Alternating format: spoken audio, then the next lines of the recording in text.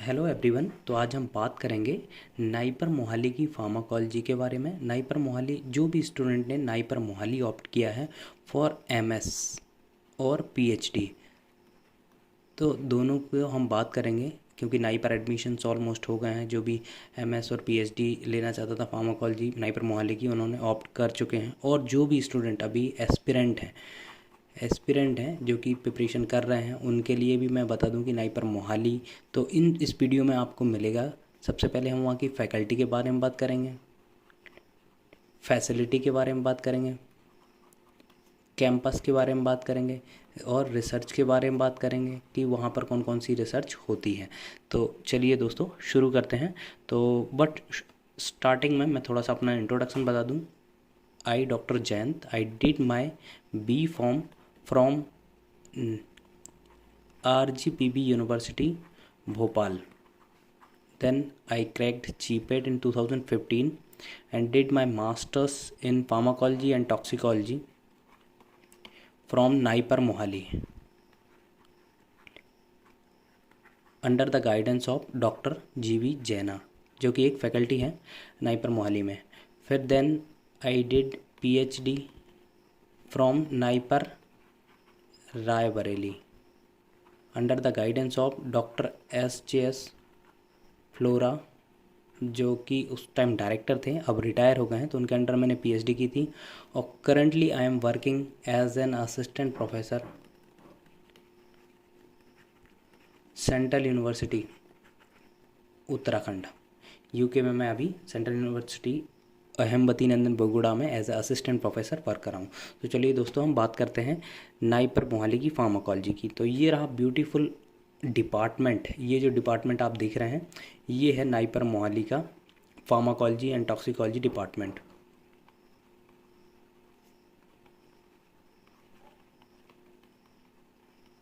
जब आप जो घूमे हों, जो गए हों, उनके लिए मैं बता दूं कि जब आप चिनाब हॉस्टल से आते हैं तो फर्स्ट जो डिपार्टमेंट पड़ता है वो फार्माकोलॉजी एंड टॉक्सिकोलॉजी पड़ता है। तो यहाँ पर हम फ्लोर की बात करें तो 1 फ्लोर है, 2 फ्लोर है और 3 फ्लोर है। मतलब 3 फ्लोर हैं इसमें। एक और लैब है। ये 3 फ्लोर की एक लैब हो गई। एक और लैब है जो कि पहले डॉक्टर PP सिंह की हुआ करती थी, जहाँ पर मलेरिया वगैरह बैक्टीरियल रिसर्च चलता था। तो वो अब जो न्यू फैकल्टी ज्वाइन की है उसके अंडर आ गया। तो कुल हम बात करें तो 2 लैब हैं। एक ये डिपार्टमेंट वाली है और एक PP सिंह सर की लैब थी। तो उसमें अलग से एक जो न्यू रिक्रूटी हैं, new as a assistant professor join किए हैं, उनके लिए अलॉट की गई है। तो ये डिपार्टमेंट की बात हो गई। और तो अब हम आगे बात करें, और ये एक और लैब है NTC, नेशनल टॉक्सिकोलॉजी सेंटर।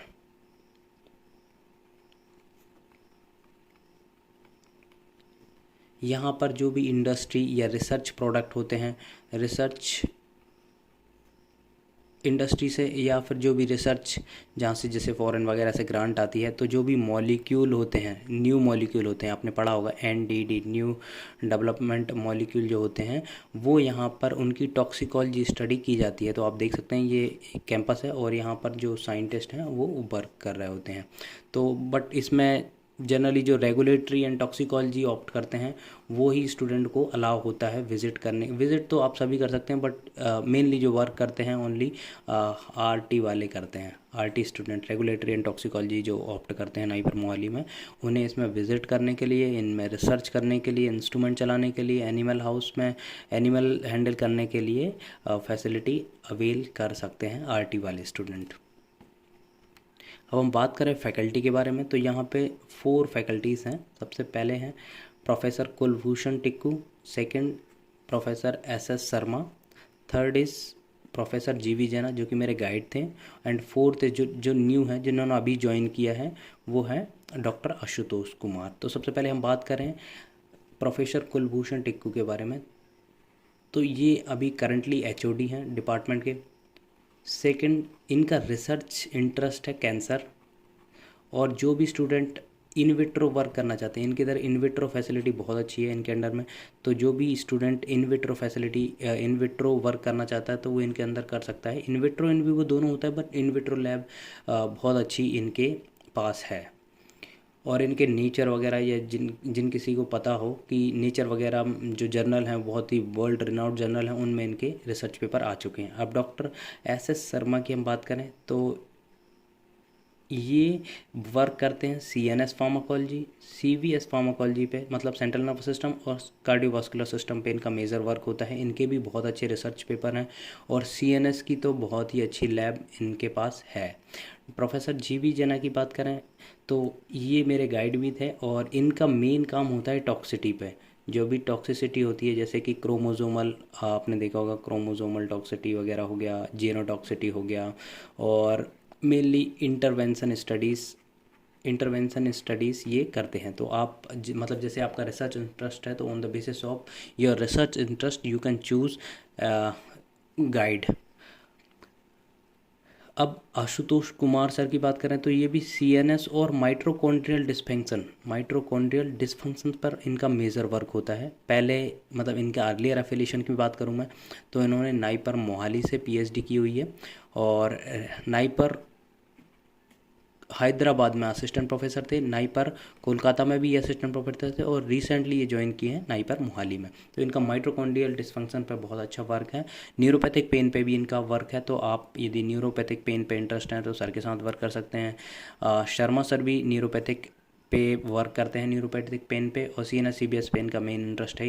यदि आपको टॉक्सिसिटी या टॉक्सिकोलॉजी स्टडी में इंटरेस्ट है तो आप डॉक्टर GV जेना को कर सकते हैं चूज़। और यदि आपको कैंसर वगैरह पे रिसर्च करने का थोड़ा सा इंटरेस्ट है तो आप डॉक्टर KB टिक्कू के साथ वर्क कर सकते हैं।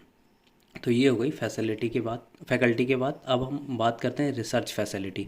तो रिसर्च फैसिलिटी यहाँ पे बहुत अच्छे अच्छे इंस्ट्रूमेंट हैं, जो भी इंस्ट्रूमेंट आपने सुने होंगे, जैसे कि इन विट्रो लैब है यहाँ पे। दूसरा हम बात करें यहाँ पे जैसे यदि आपको हिस्टोलॉजी करना है तो हिस्टोलॉजी के जो भी इंस्ट्रूमेंट होते हैं, जैसे माइक्रोटोम हो गया, स्टेनिंग हो गया, माइक्रोटोम और स्टेनिंग टेक्निक सभी यहाँ पे अवेलेबल हैं। थर्ड हम बात करें तो वेस्टर्न ब्लॉटिंग, मतलब जो proteomics level, protein level estimate करना चाहते हैं तो वेस्टर्न ब्लॉटिंग भी यहाँ पे है।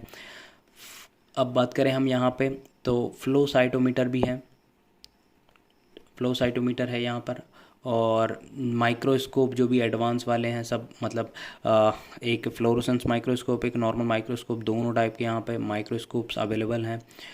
और जो भी CBS पेज क्लेम, आपने एक टेक्निक सुनी होगी पेज क्लेम करके, जहाँ पर हम जैसे कोई भी, जैसे हमारे नर्व सेल्स हो गई, उनमें क्या होता है, कंडक्शन होता है, सोडियम और कैल्शियम वगैरह जो भी आयन होते हैं उनका थोड़ा पोटेंशियल हमें देखने के लिए पेज क्लेम टेक्निक यूज़ किया जाता है। तो ये फैसिलिटी भी यहाँ पर अवेलेबल, जो कि बहुत ही महंगी होती है, करोड़ों की फैसिलिटी होती है, वो यहाँ पर अवेलेबल है। फिर यहाँ पे क्या है, इलेक्ट्रॉन माइक्रोस्कोप भी यहाँ पर है, अवेलेबल है। तो इतने सारे मेजर, मैंने आपको मेजर इंस्ट्रूमेंट बता दिए, माइनर तो बहुत सारे हैं, मेजर इंस्ट्रूमेंट ये इतने सारे अवेलेबल हैं। अब हम बात करें रिसर्च प्रोजेक्ट की। तो रिसर्च प्रोजेक्ट में जो MS वाले होते हैं वो अपना रिसर्च प्रोजेक्ट करते हैं। सबसे पहले यदि हम बात करें तो 1 साल तो कोर्स वर्क होता है, जैसे कोई भी स्टूडेंट इंटर होता है तो 1 साल का कोर्स वर्क होता है। कोर्स वर्क कंप्लीट होने के बाद वो रिसर्च प्रोजेक्ट करता है। रिसर्च प्रोजेक्ट फिर 1 साल का होता है, 1 ईयर का यहाँ पे रिसर्च प्रोजेक्ट होता है। तो 1 ईयर रिसर्च प्रोजेक्ट में आप क्या कर सकते हैं कि जो भी आपका गाइड डिसाइड होता है उसके अकॉर्डिंग, उसके इंटरेस्ट के अकॉर्डिंग, और आप अपने इंटरेस्ट के अकॉर्डिंग कोई भी रिसर्च प्रोडक्ट चूज़ कर सकते हैं। जब आपकी रिसर्च फिर स्टडी होगी, रिसर्च स्टडी के बाद आपके पास डेटा आएगा, तो डेटा आने के बाद आप क्या कर सकते हैं कि उसको पब्लिश भी कर सकते हैं। बहुत सारे मास्टर स्टूडेंट होते हैं जो कि अपना रिसर्च वर्क पब्लिश करके भी जाते हैं। जैसे मेरा रिसर्च वर्क पब्लिश हुआ था journal of biochemical and molecular toxicology में, JBMT में, जिसका इम्पैक्ट फैक्टर है 3.6। तो मैंने अपना रिसर्च पेपर पब्लिश किया था। तो आप भी ऐसे प्लान करें कि आपकी रिसर्च जल्दी से जल्दी कंप्लीट हो जाए और ईज़िली आप उसको कम्युनिकेट कर सकें, क्योंकि रिसर्च प्रोजेक्ट आपने कम्युनिकेट कर दिया तो एक आपको एडवांटेज होता है। यदि आप हायर एजुकेशन में मतलब PhD वगैरह जाते हैं तो वहाँ पर रिसर्च पब्लिकेशन बहुत ज़्यादा मैटर करता है कि आपका यदि मास्टर्स में आ गया है तो आपको उसका बेनिफिट बहुत ज़्यादा मिलता है, क्योंकि आप ऑलरेडी सीख जाते हैं रिसर्च पेपर लिखना, रिसर्च के बारे में, तो बहुत सारी चीज़ें आप लर्न कर लेते हैं। तो ईज़िली आपको PhD में इतना कोई इशू आता नहीं है, मतलब प्रॉब्लम कोई भी नहीं आती है। अब बात करें हम कि एक प्लेसमेंट की हम बात करें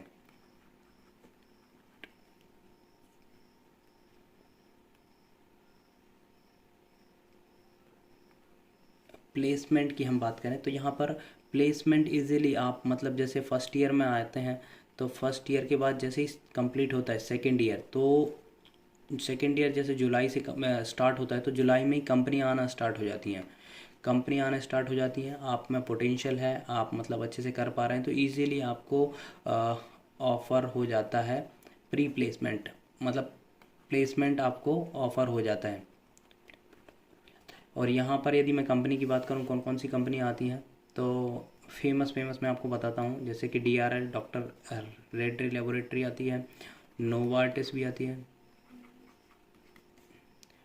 सिंजिन आती है, सिंजिन इंटरनेशनल, और ओरिजिन आती है हैदराबाद में जो है, बायोकॉन आती है, और और भी बहुत सारी छोटी कंपनियां आती हैं। और यहाँ पर यदि हम हाईएस्ट पैकेज की बात करें तो मोर देन 10 लाख आपको इजीली मिल जाता है, और यदि मिनिमम पैकेज की बात करें तो 4 लाख इजीली आपको मिल जाता है, 4 लाख। और जो भी स्टूडेंट का यदि प्लेसमेंट नहीं होता है तो वो जब मतलब बाहर से अप्लाई करते हैं, खुद से अप्लाई करते हैं, ये तो कंपनियाँ आती हैं नाइपर में प्लेसमेंट के लिए, बट यदि आपका नहीं हो पाता है तो आप बाहर से भी अप्लाई कर सकते हैं, आपको इजीली कैंपस प्लेसमेंट मिल जाता है। और आपको आपके पोटेंशियल के ऊपर मिनिमम 4 लाख का पैकेज तो मिल ही जाता है, और मैक्सिमम तो आप जितना आपके अंदर पोटेंशियल है उसके अकॉर्डिंग आपको मिलता है। तो ये हो गया कंपनीज़ की बात। अब लेकिन ये आप देख सकते हैं कुछ प्लेसमेंट्स जो कि अभी रिसेंटली हुए हैं, जेडएस एसोसिएट में, ओरिजिन में हुआ है, WNS में हुआ है, और MU सिग्मा में हुआ है, नोवार्टिस में हुआ है, सिनोइस हेल्थ करके है। तो यहाँ पर ये प्लेसमेंट का कोई इशू नहीं होता है, नाइपर मोहाली में इजीली आपका प्लेसमेंट हो जाता है। एक यहाँ पे थोड़ा सा मैं आपको बताऊँ कि 2 टाइप के प्लेसमेंट आपको मिलेंगे, मतलब दो लैब्स होती हैं, जैसे जनरल बोलते हैं ड्राई लैब और वेट लैब। वेट लैब मतलब जैसे जो वहाँ पे रिसर्च वर्क होता है, मतलब एनिमल स्टडीज़ वगैरह होती हैं, तो जो रिसर्च स्टडी होती हैं जहाँ पर लेबोरेटरी वर्क होता है, जहाँ पर एनिमल हैंडलिंग वगैरह, या फिर आपने जो भी टेक्निक सीखी हुई हैं जैसे कि वेस्टर्न ब्लॉटिंग हो गया, या जो भी एनालिटिकल टेक्निक वगैरह यूज़ होती हैं उनको वेट लैब बोलते हैं। तो रिसर्च में काम करने के लिए मिलता है। दूसरा होता है कंसल्टेंसी प्रोजेक्ट। कंसल्टेंसी जो मतलब डेस्कटॉप जॉब होती है, डेस्कटॉप पर बैठ के आपको डेटा सर्च करना है, एक्सट्रैक्ट करना है, फाइंड करना है, तो वो उस टाइप की जॉब होती है। तो वो जो कंपनियां होती हैं जैसे कि नोवार्टिस हो गया, WNS हो गया, विप्रो हो गया, TCS हो गया, तो जो ये कंपनी होती हैं उनमें होती है कंसल्टेंसी टाइप की, मतलब आपको डेस्कटॉप जॉब करना है।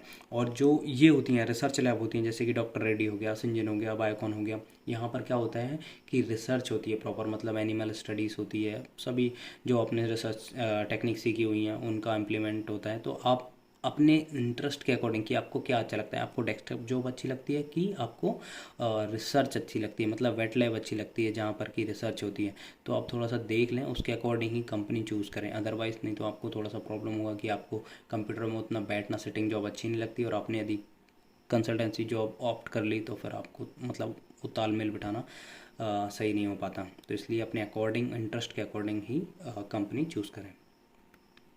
ये प्लेसमेंट की बात हो गई। और एक सबसे अच्छी बात जो होती है कि नाइपर में आपको 30 जून को टाटा बाय बाय कह दिया जाता है, क्योंकि फिर नया बैच भी आना रहता है। तो ये बहुत अच्छा रहता है कि आप 30 जून को डिग्री लेकर निकल जाएंगे नाइपर से। अदरवाइज़ क्या होता है अदर यूनिवर्सिटीज़ में कि प्रोजेक्ट चल रहा है उनका, अगस्त, सितंबर, अक्टूबर, इवन दिसंबर तक उनका प्रोजेक्ट चलता रहता है, और दिसंबर में जाके कहीं उन्हें डिग्री मिलती है, जो कि एक बहुत हद तक बेकार सिचुएशन होती है, क्योंकि फेलोशिप तो मिलती नहीं है, फेलोशिप नहीं मिलती है, और रिसर्च प्रोडक्ट भी लंबा चलता रहता है, तो थोड़ी सी प्रॉब्लम तो होती है एक।